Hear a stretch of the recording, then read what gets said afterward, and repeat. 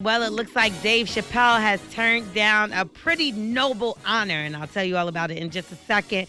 First, let's talk about J-Lo. She has a new documentary on Netflix. I don't know if you got a chance to check it out. Yeah, Halftime, right? Yeah, it's pretty good. She revealed in there that, like, her mother used to beat the crap out of her and her sisters. Like, who knew? Her mother looked mad mean, too, when they banned it. She was like, yeah, I could tell she used to beat her. Anyway, it looks like she's taking a parenting role that's going to be a bit different. Her approach is going to be different. So she came out and brung out her child, literally. My favorite duet partner of all time. So if you would indulge me. LA, help us by putting your lights up. Let's light this building up tonight. Let's light the building up tonight.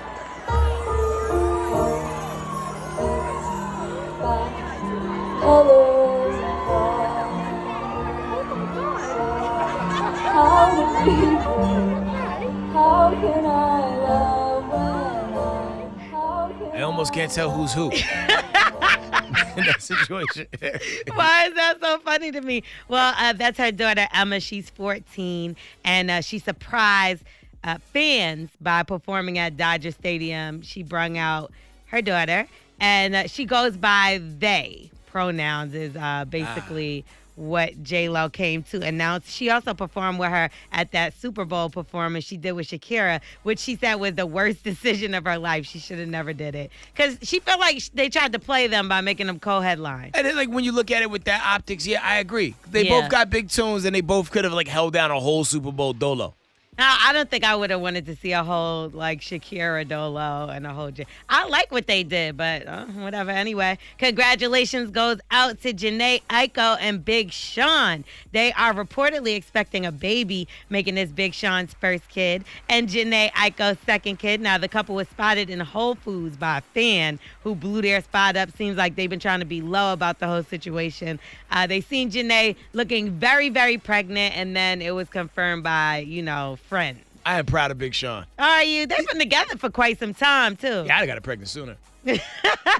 Anyway, let's talk about Dave Chappelle. He turned down an honor at his old high school, Duke Ellington School of Arts in D.C. Now, apparently they were going to honor Dave for his ongoing commitment and his service to the school. He's raised a lot of money, done a lot of things for the school, So he went back in November, and things went left when there was a few students that felt as though a building shouldn't have been renamed after him because of his comments that he had during that the closer, where it was like, the transgender comments that he made. Well, anyway, Dave Chappelle challenged the students, right? One of them called him childish, was like, I'm 16 and I think you're childish. So he was like, okay, you know what? How about we see who could raise more money? My supporters or the people that are against me? And whoever does, they'll get to name the building. Okay. So Dave Chappelle ended up winning. His supporters paid more money, but he chose to turn it down. He said, he was sincerely hurt by the students at the school, but he did turn around and name it the Theater for Artistic Freedom and Expression, which makes a lot of sense because he made clear in a post that, I chose to do this noble, risky profession. And, I knew it was a risk. So do you think he should have been like, aha, and still named it after him? Or would you have done something similar? I mean, not if you're going to have people vandalizing the building because your name is on it and stuff like that. I think, to take his name off of it and just kind of be like a quiet, supporter. I think that's kind of like the high road approach to do it, because, his name's kind of like hot right now. I know Duke Ellington is like, what the hell happened to me? No one knows Duke at this point. Nobody We do, but you know what I'm saying? Like, kids like, who's that? Like Duke from G.I. Joe?